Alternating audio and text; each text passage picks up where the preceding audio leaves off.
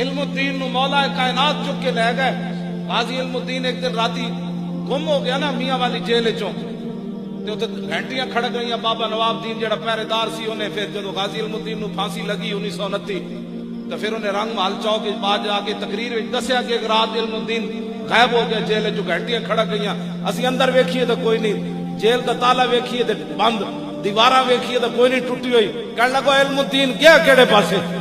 کہندے سحری the time ہویا تے علم الدین پھر آ گیا. وہ کہنے لگا اسی بھائی پوچھا کتھے گئے سی؟ انہوں نے کہا پاگل دے پتر ہو تالے تسی لائے میں کتھے جانا سی.